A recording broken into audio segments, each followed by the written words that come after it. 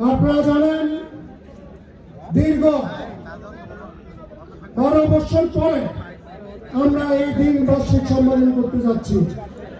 আমি প্রথমে আমার পক্ষ থেকে এই ব্রাহ্মণবাড়িয়া জেলার যে 14টি ইউনিটের যে নেতা কর্মী ভাই বোনেরা অনেক কষ্ট করে আজকের এই আশুগঞ্জে আব্বাসউদ্দিন খান সোহাগপুর কলেজ মাঠে উপস্থিত হয়েছে।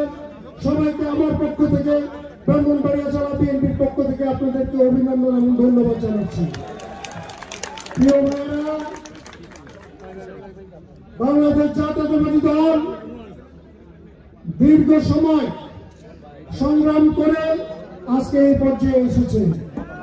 এই জাতির প্রতিটি ক্রান্তি লাগলে শহীদ প্রেসিডেন্ট জিয়াউর রহমান, দেশনেত্রী বেগম খালেদা জিয়া, আমাদের তারুণ্যের অহংকার, ভারপ্রাপ্ত চেয়ারম্যান সাহেবের অবদান রয়েছে।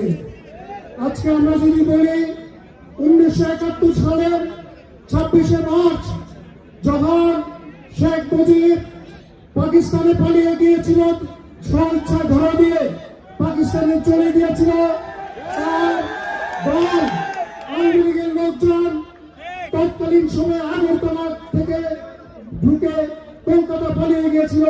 সেই সন্ধিক্ষণে শহীদ প্রেসিডেন্ট জিয়াউর রহমান স্বাধীনতার ঘোষণার মাধ্যমে সমগ্র জাতিকে আমরা যদি দেখতে চাই 1975 সালের 7ই নভেম্বর, সেই 75-এর সেই বিপ্লবের পরে যখন সমগ্র জাতি দ্বিধাদ্বন্দ্বিত ছিল, তখন সরকার সিপাহী জনতা জিয়াউর রহমানকে এই অভ্যুত্থানে 7ই নভেম্বরের সেই অভ্যুত্থানের মাধ্যমে সমগ্র জাতিকে আবার একতাবদ্ধ করেছিল। আমরা যদি দেখতে চাই এরশাদ বিরোধী আন্দোলনের সময় আপনারা দেখেছেন 1986 সালে এই স্বৈরাচারী ফ্যাসিস্ট সরকার শেখ হাসিনা এরশাদের সাথে আঘাত করে এই স্বৈরাচারকে টিকিয়ে রেখেছিল। তৎকালীন সময়ে দেশনেত্রী বেগম খালেদা জিয়া আপসহীন নেতৃত্বের মাধ্যমে এই স্বৈরাচারের বিরুদ্ধে বিদ্রোহ ঘোষণা করে সমগ্র জাতিকে গণতন্ত্রের জন্য উৎসাহিত করেছিল। তার পরবর্তীতে এই 90-এর গণঅভ্যুত্থানে আমরা দেখেছি দেশনেত্রী বেগম খালেদা জিয়ার নেতৃত্বে এই ডাকসুতে আমানুল্লাহ আমান সহ এই সকল ছাত্র নেতারা এই স্বৈরাচারী এরশাদকে আমরা পতন ঘটিয়েছিলাম।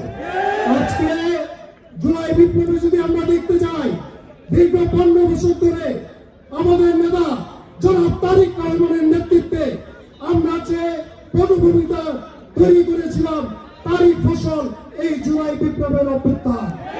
এই জুলাই বিপ্লবের মাধ্যমে এই ফ্যাসিস্ট সরকারকে আমরা জনাব তারেক রহমানের নেতৃত্বে এই ফ্যাসিস্ট সরকারে আমরা পতন করেছি। এই দেশের প্রতিটি প্রান্তলগ্নে শহীদ প্রেসিডেন্ট জিয়াউর রহমান, দেশনেত্রী বেগম খালেদা জিয়া, জনাব তারেক রহমান এবং বাংলাদেশের জাতীয়তাবাদী দলের অবদান রয়েছে। আজকে আমাদেরকে থাকতে হবে একতাবদ্ধ। আমরা যে সংগ্রাম শুরু করেছি, এই সংগ্রামের মাধ্যমে আমাদেরকে একটি ধাপ আমরা উত্তীর্ণ হয়েছি। আমাদের নেতা জনাব তারেক রহমান বলেছেন, আমরা টেস্ট পাস করেছি, এখনো টেস্ট আছে, এখনো ফাইনাল পরীক্ষা বাকি আছে। আমরা এই আন্দোলনের মাধ্যমে আমরা আজকে দেশনেত্রী বেগম খালেদা জিয়াকে মুক্ত করেছি, কিন্তু আমাদের আসল মুক্তি তখনই হবে এই সরকারকে, তত্ত্বাবধায়ক সরকারকে আমরা নির্বাচনে বাধ্য করে আমরা আমাদের নেতা জনাব তারেক রহমানকে এই দেশের প্রধানমন্ত্রী যেদিন বানাবো, সেদিন আমাদের আসল মুক্তি। আমাদেরকে সকলে একতাবদ্ধ থাকতে হবে।